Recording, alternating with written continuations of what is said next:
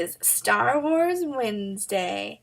Today I'm going to talk to you about Season 2 of Mandalorian. But before I get to that, I don't have an intro, so I am just going to give it to you. This is the Nerd in Texas podcast, and I am your host, Chanel. If you're listening to me on, or whatever platform you're listening to me on, please like and subscribe and follow. If you're catching me on my YouTube video, please like and subscribe. That would be awesome. You can catch me on all the social medias, on Facebook, Twitter, Instagram. They're all Nerd in Texas, but in Instagram it's Nerd in Texas Podcast. So follow me, please. I also have a Ko-fi page where you can give me a tip in my virtual tip jar, or buy me a cup of coffee is what they call it. And I have things like $1. You can ask me any question you want. I dare you to do that. I double dog dare you to pay $1 and ask me a question, because I will answer it. I will. For $3, you can do a shout out, and for $10, you get to choose what I talk about on my podcast. If you're catching me on YouTube, I am not a YouTuber. I suck at this. I don't make videos. That's why I like podcasts, because I just talk and you listen to me. But I'm trying really hard to do this YouTube thing. Something kind of happened to me over the weekend, and at first I didn't want to talk about it because I didn't want this kind of vibe on my stuff. But from what research I've told and from what podcasters I've talked to, they said to talk about it because that's how your listeners get to know you. That's how they relate to you. That's, that's how they love you. That's how they want to give you a hug. But I had someone say something about my weight, and it kind of bothered me for about a day. And then I just got back to the so what, just do it attitude. So here I am, doing the podcast, trying the YouTube video, even though I suck at it, even though there's a huge glare in my glasses and you can't really see my eyes, but whatever. But I got my, hold on, wait. I got my Baby Yoda in the background, just chilling, because I'm going to have my Baby Yoda, everywhere with me. I've got my lightsaber for Star Wars episode, and let's get this ball rolling. Let's get it going. Get it going. That's totally a cheer that my daughter's softball team does, and I get it stuck in my head every time. But anyways, here we go with Mandalorian Season 2. The second season, honestly, is good. The first season is, really good, and then the second season is, so good. It's, so far, it's, my favorite season, but there's only 2 seasons, so you can't really base it off of that. But, I don't know, it's really good. So, the second season stars Pedro Pascal as the Mandalorian. He's a bounty hunter trying to return the child to the Jedi, either to a Jedi or to the Jedi Temple. The armorist who built his armor, she kind of told him, if you want to be one with the Mandalorians, you got to do this quest. You got to fulfill this journey, and you got to get him back to his people. And that's what Season 2 is about. I had a huge, a breakdown of every episode, but I had nothing but problems today, okay? First, I had a math exam. And here's an example of a math question on a college math exam. Are you ready? I want you to comment your answers. If you want to answer me, please do. I want to know what you think the answer is to this college math question. Are you ready? If birds are animals, then tigers are birds. What? Yeah, so a little college math for you and that little tidbit.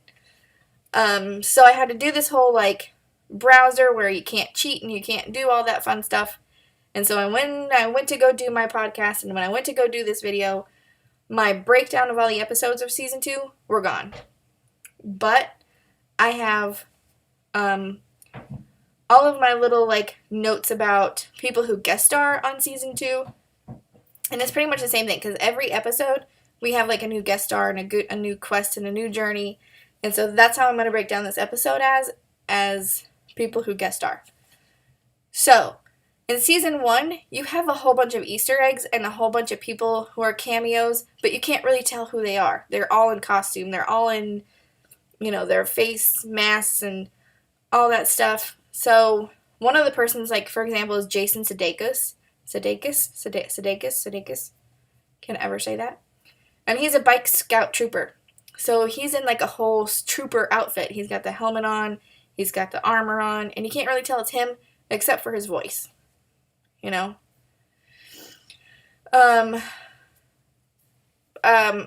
had Bill Burr in this first season, but in the second season, he has a more important role. He's kind of really in this season now. So let's start off with Timothy Oliphant. I jack up that name like really bad. As Cobb Vanth. So we see him in the very first episode where he is kind of like the sheriff of this little tiny town in the desert, and Mando, finally I found another Mandalorian. Like, I finally got another dude to talk to about Mandalorian stuff. Like, Mandalorian bro stuff, But then we end up finding out because right away he, like, takes off his helmet and you're like, he's not a Mandalorian. How dare you? And then we end up finding out that he has Boba Fett's armor. Rude. And so it's actually armor that he like bought off of someone or stole off of someone. I forgot. I hadn't watched it in a while. And so in that episode, they end up trying to save a town from a dragon. I can't ever pronounce any of this stuff. I am so sorry. Then we have Tamora Morrison. See, I'm so... Anyways, I'm sorry I just made that noise in your ear. I really apologize. This has been a rough day. Anyways, so he is Boba Fett. Like, he played Jango Fett in Attack of the Clones. Okay? They wanted to, like, replace the original actor as Boba Fett. For the 2004 DVD re-releases, because if you got the 2004 re-releases, they totally changed a lot of things in Star Wars, which is like, in some of the things it's so ridiculous. Like, there's a scene where it's like never even happened in the original Star Wars, and Boba Fett is standing there, and like, no, that's not Boba Fett. Jabba the Hutt. It's Jabba the Hutt. He's standing there, and it makes it look like Han Solo walks around him or whatever, and the scene was never there. And it's like they literally just pick up Han Solo and like move him up and like, it's just so weird. It's just, I don't know why they did that. It's kind of stupid, but so he is like in season 2, and he's on the hunt for his armor along with Fennec, who becomes a bounty hunter with Boba Fett after he saved her life. She's kind of like, you saved my life, I owe you, I'm doing whatever you want me to do. And so she's kind of becomes his hand, If you watch Game of the Thrones, you know what that means. But she kind of becomes his, like, assassin, his, like, right-hand woman, But she's totally awesome. Like, I love her. So we have Katie Sackhoff as Bo-Katan. She also is the voice of a Mandalorian warrior on Star Wars The Clone Wars and Star Wars Rebels, like the animated series. But she's playing her, like, the live-action version of her character, which I think that is so cool for Jon Favreau to do, who is the creator of Mandalorian. Like, a lot of the characters that are in season 2 are voices of characters in either, like, voices of when they are aliens or something like that in other episodes, or the movies, or in video games, or Star Wars The Clone Wars and Star Wars Rebels, which, I don't know, like I said, it's pretty cool. She plays along with Koska and Axe as they save Mando and they save Baby Yoda from a monster thing that's in the ocean, that's in the boat that like was gonna eat Baby Yoda, but Baby Yoda has this cool little metal crib and he's like, and so then they end up saving him. But in season 2, Mando becomes in possession of the Darksaber. We don't know what kind of a relationship they're going to have now, because that's what she wanted, was the Darksaber, because if you have the Darksaber, you are the leader of the Mandalorians. And in order to do that, you have to win a battle, or you have to fight off whoever to get it, to earn it. And you have to like fight to the death, almost. And so now, in order for her to get it from Mando, she has to fight him. And he is trying to be like, here, I don't want it, take it. And she's like, sorry, but that's not how this works. I have to fight you for it. That's not how she said it, but that's how I felt like saying it. So, another person that's in this season that I'm absolutely like in love with, she is not in love with, but she's amazing, okay, is Mercedes Renando, who is also, she plays Koska Reeves.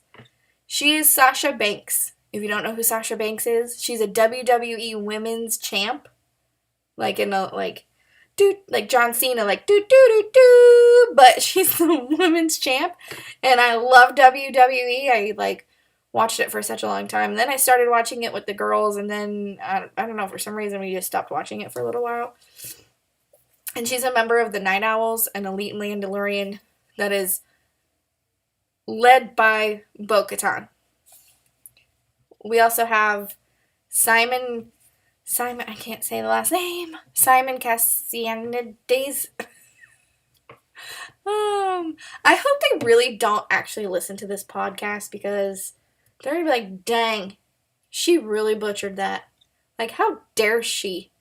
Like, I know how it is when people mess up my name. Actually, my name gets messed up so bad that, like, and so often that if you do mess it up, I don't correct you. Just because, I don't know, I feel like it's so weird. But anyways, he is Axe. He's one of the other people that follow Bo-Katan. There's 3 of them. So there's Axe, there's Koska, and then there's Bo-Katan. And they're kind of like a little 3 Musketeers version of Mandalorians, and they go and help Mando, and also on trying to find the Darksaber for Bo-Katan.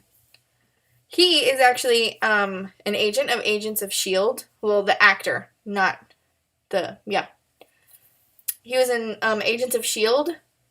And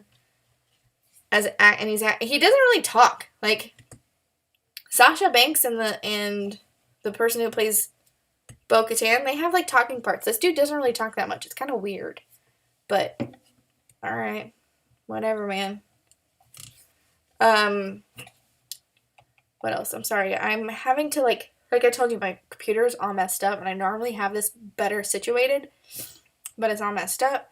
And as you can tell, my nose is like all gross because it's Texas and it's about to freeze. And today I had to go and wrap all my pipes, because you don't want your pipes to burst, all that fun stuff. I got insulation all over my chest, and it was itchy and gross.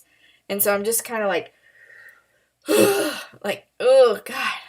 So I'm going to try and chill. I'm sorry.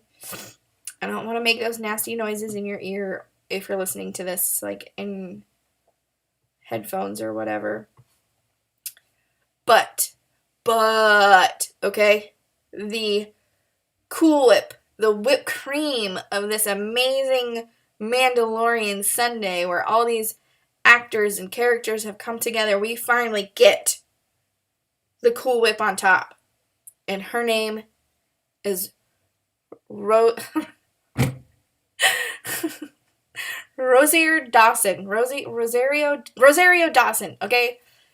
She is Ahsoka Tano, like, the, like I said, like, the whipped cream of this episode. Like, I watched that episode of just, like, with her in it, like, 5 times, because it's, like, my favorite episode.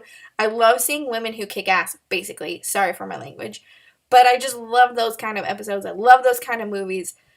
And I just loved seeing her and just doing all of her Jedi things, and it was just so awesome. And so Ahsoka Tano is Anakin Skywalker's apprentice in the Clone Wars, okay? She made her debut in episode 5 of season 2, titled The Jedi, because that's when Mandalorian finally finds a Jedi to help him with Baby Yoda. So they find her, and she can, like, telepathically talk to Baby Yoda. I'm getting to that. She can telepathically talk to Baby Yoda using the Force, and that's when we find out that Baby Yoda's name is Grogu. So Mandalorian's like, alright, so you're going to take him, right? You're going to take him? You're going to train him? You're going to potty train this kid? Because he's doing his business all over my ship and all over the Crescent, and I can't have that. But what she says is like, hey, I worked with a dude like him during the Clone Wars, and he was, like, much older and more experienced, but he started younger than Grogu, and I can't train him. And Mandalorian's like, what do you mean you can't train him? Like, you're the only one who can talk to him, you know? And so she lets him know, like, it's too late to train little Grogu and start his training. And another thing that she's worried about is Grogu's attachment to Mando. She states that it's a dangerous thing. Now, for the cherry on top of this beautiful Star Wars Mandalorian sundae, okay, or banana split, whatever the case may be, is at the end, Mark Hamill shows up as young Luke Skywalker. Like, even more of a brain, like, that was the cherry. That was the cherry, okay?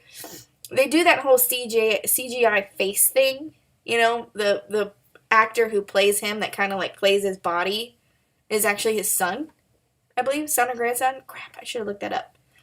I'm sorry. But, he shows up after this huge battle for Baby Yoda, and is like, yo, I'm here to take you. I'm here to train you. Let's go do this. I'm on a mission to find other people who are with the Force, and I felt your signal. I felt your beacon.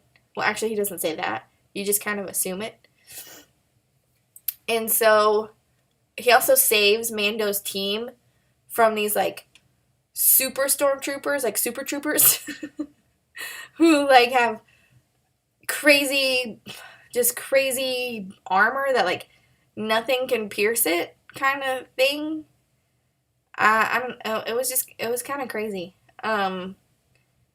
So he shows up, and there's this huge scene about him taking baby Grogu, and Mandalorian not sure know what to do, like, dude, I ain't met you before.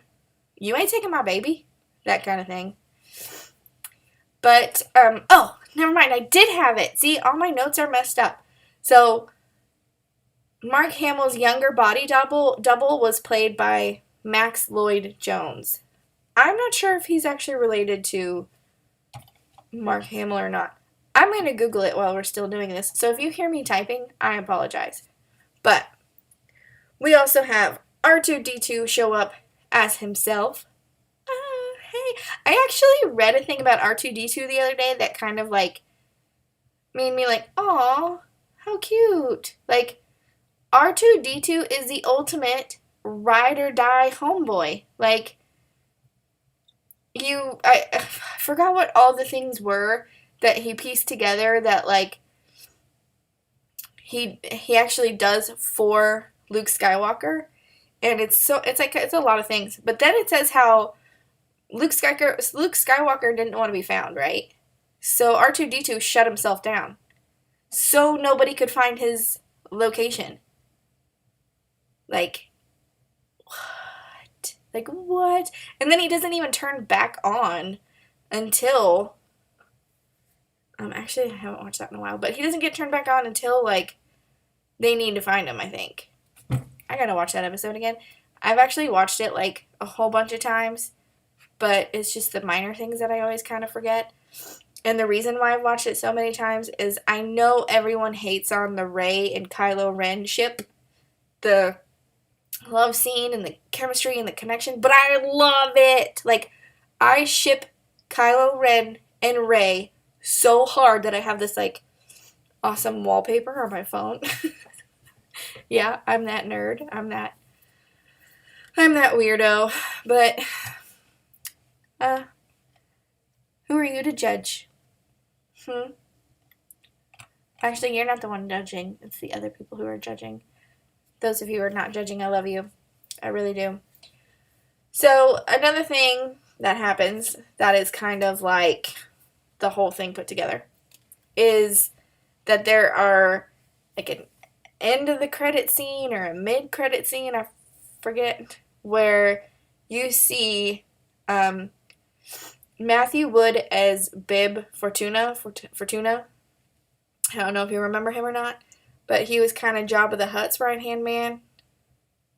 Get what I'm saying at here? Return of the Jedi, Jabba the Hutt's. Yeah. So this is how we know it's after Return. It's like after Return of the Jedi, is because Boba Fett shows up and is like, "Remember when you did that to me?" Yeah. So Boba Fett and Fennec came to kill him. But the thing is, that's the original dude, the original Bib Fortuna guy. That's the original him. He took over no. Never mind. I don't know. I'm all messed up. And I can't take this back. It's not the original one. I'm sorry. I'm totally messed up. So it was Matthew Wood who took over the role as Bib Fortuna. See, my notes are all messed up because I had it where it was, like, broken down. But whatever. But he even has, like, where he thinks he's cool, like Jabba the Hutt, and has someone, like a girl in the whole slave thing and the slave, yeah, the whole slave thing. And Fennec releases her. Fennec is like, "Yo, get." And so the girl leaves and takes off. But that whole thing, that whole little, them coming to kill whoever took over for Jabba, was a, like, little clip, like a little teaser, like a little taste, like a little slice, because they are going to be releasing the Book of Boba Fett. It's going to be a spin-off of Mandalorian, where it's going to be about Boba Fett, and I am so excited. Like, I'll name you like my favorite bad guys, which is Boba Fett and, holy crap, why do I forget his name? Darth Maul. Those were my favorite bad guys. Darth Maul should have been in way more than he was. Like, you see his fighting style, you see how badass he is. Sorry for the language. And he's just amazing. Like, why did they have to do him like that? So that is this episode. Sorry, my kid is coming in as I'm finishing this up, as I'm wrapping it up. And I am not stopping this because you have no idea how many times I've had to stop doing this over and over again. And I just realized I'm streaming on Twitch and not recording it. So